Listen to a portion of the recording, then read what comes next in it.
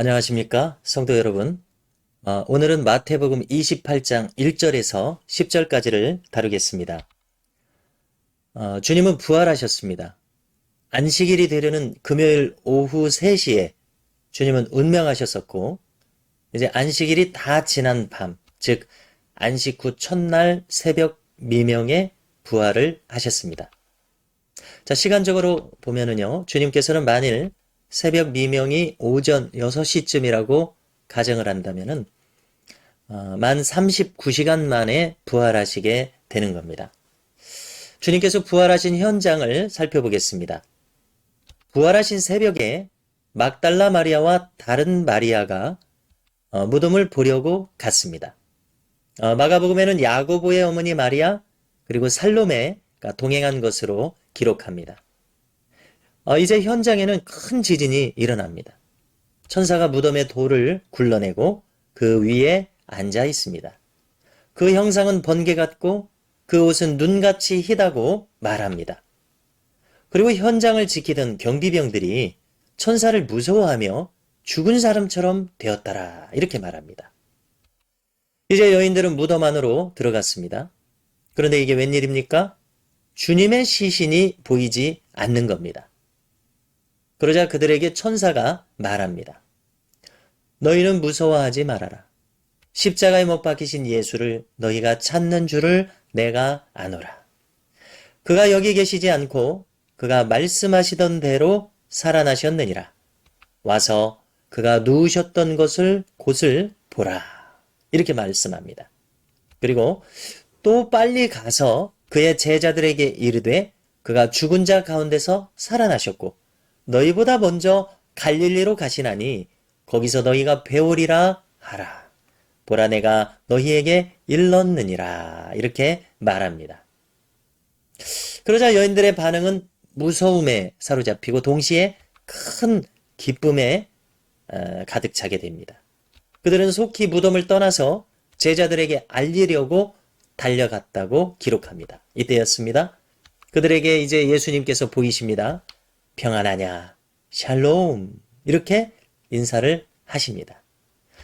그러자 이제 여인들이 주님의 발을 붙잡고 경배합니다. 그때 주님께서 말씀하시기를 무서워하지 말라. 가서 내 형제들에게 갈릴리로 가라 하라. 거기서 나를 보리라 이렇게 말씀을 하십니다. 그리고 이제 이어지는 부활 후의 사건들을 한번 나열을 하려고 합니다. 누가복음 24장에서는 두 천사가 여인들에게 말합니다. 갈릴리에서 이미 십자가에 죽으심과 부활하실 것을 말씀하셨다고 이렇게 말합니다. 그러자 여인들이 그것을 기억해 낸다고 기록합니다. 또 요한복음 20장에서는 베드로와 요한이 소식을 듣고 무덤에 갑니다.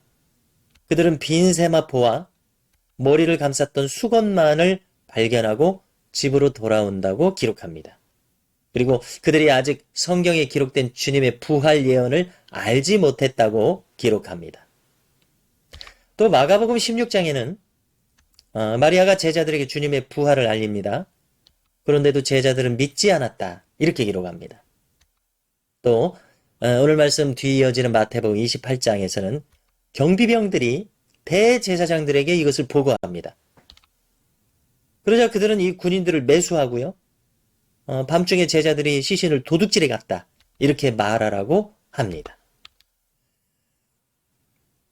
자, 성도 여러분, 이제는 우리가 주님의 부활의 의미를 좀 살펴보겠습니다. 자, 주님의 부활에 대해서 그 의미 첫 번째로 주님의 부활은 사망을 이기신 사건입니다. 하나님은 생명의 창조주시죠. 또 주관자십니다. 하나님 앞에서 사망은 힘을 잃습니다. 히브리서 2장 16절을 보면은요, 주님의 성육신의 의미를 이렇게 설명합니다. 인간이 죽기를 무서워하므로 한평생 매여 종노릇하고 있는데 그 종노릇하는 모든 자들을 풀어주시려 함이라. 이렇게 말합니다. 여러분, 이제 주 안에 머무는 사람들, 그들에게는 사망이 그를 주관하지 못합니다. 왜냐하면 부활의 첫 열매 되신 주님을 따라서 우리도 부활에 참여할 것이기 때문에 그렇습니다. 고린도전서 15장 54절 55절을 읽어드리겠습니다. 이 썩을 것이 썩지 아니함을 입고 이 죽을 것이 죽지 아니함을 입을 때에는 사망을 삼키고 이기리라. 그 기록된 말씀이 이루어지리라. 사망아 너의 승리가 어디 있느냐? 사망아 내가 쏘는 것이 어디 있느냐? 주님의 부활 앞에는 사망에 설 자리가 없다는 것을 우리는 알아야 되겠습니다. 두 번째로 주님은 부활의 첫 열매이십니다. 고린도전서 15장 20절인데요. 이제 그리스도께서 죽은 자 가운데서 다시 살아나사 잠자는 자들의 첫 열매가 되셨도다. 자, 그 결과는 무엇이겠습니까? 그리스도를 따라서 모든 믿는 자들도 이 부활에 참여한다는 사실입니다. 이어지는 고린도전서 15장 21절 이하를 읽어드리겠습니다. 사망이 한 사람으로 말미암았으니 죽은 자의 부활도 한 사람으로 말미암는도다. 아담 안에서 모든 사람이 죽은 것 같이 그리스도 안에서 모든 사람이 삶을 얻으리라 말씀합니다. 자, 이제 셋째로 부활의 소망을 가진 사람들은 정결한 삶을 삽니다. 고린도전서 15장 32절 이하를 읽어드립니다. 죽은 자가 다시 살아나지 못한다면 내일 죽을 터이니 먹고 마시자고 할 것입니다. 그러므로 속지 말라. 악한 동무들은 선한 행실을 더럽히나니 깨어 의를 행하고 죄를 짓지 말라. 이렇게 말씀합니다. 여러분, 부활이 없다면 사람들은 방종에 빠질 것입니다. 그러나 부활을 믿고 소망하는 사람들은 어떻습니까? 요한일서 3장 2절 이하의 말씀처럼 살게 됩니다. 사랑하는 자들아, 우리가 지금은 하나님의 자녀라. 장래에 어떻게 될지는 아직 나타나지 아니하였으나 그가 나타나시면 우리가 그와 같을 줄을 아는 것은 그의 참모습 그대로 볼 것이기 때문이니 주를 향하여 이 소망을 가진 자마다 그의 깨끗하심과 같이 자기를 깨끗하게 하느니라 말씀합니다. 여러분, 넷째로 부활의 의미는 우리가 믿는 부활은 몸의 부활이라는 사실입니다. 헬라인들의 사상은 이 육체와 영혼을 분리해서 생각하는 경향입니다.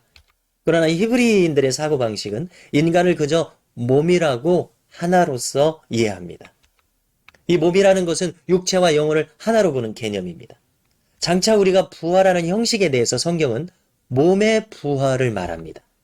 고린도전서 15장 44절을 보면은 육의 몸으로 심고 신령한 몸으로 다시 살아나나니 육의 몸이 있은즉 또 영의 몸도 있느니라고 말합니다. 이어서 49절을 보면 우리가 흙에 속한 자의 형상을 입은 것 같이 또한 하늘에 속한 이의 형상을 입으리라 이렇게 말합니다. 또 이어서 50절 이하를 보면 마지막 나팔 소리와 함께 우리가 홀연히 변화될 것이며 죽은 자들이 썩지 아니할 것으로 다시 살아나고 우리도 변화되리라 이렇게 말합니다. 이 썩을 것이 반드시 썩지 아니할 것을 입겠고 이 죽을 것이 죽지 아니함을 입으리로다 이렇게 말합니다. 성도 여러분, 이상으로 부활의 의미를 네 가지로 살펴봤습니다. 자, 부활의 의미는 무엇입니까? 첫째로 주님의 부활은 사망을 이기신 사건입니다. 그러므로 믿는 자는 사망이 없는 영원한 생명에 참여하게 됨을 믿어야겠습니다. 둘째로 주님의 부활은 부활의 첫 열매가 되시는 의미를 가집니다. 우리도 마찬가지입니다. 우리도 부활에 참여하게 됩니다. 셋째로 부활의 소망을 가진 사람들은 정결한 삶을 살게 됩니다. 넷째로 우리가 믿는 부활은 완전한 몸의 부활입니다. 우리는 장차 온전해지고 거룩하게 되고 또 영화롭게 됩니다. 이렇게 부활로서 구원의 완성에 이르게 됩니다. 성도 여러분, 사도 바울은 이 부활장인 고린도전서 15장을 마치면서 이렇게 말하는데요. 읽어드립니다.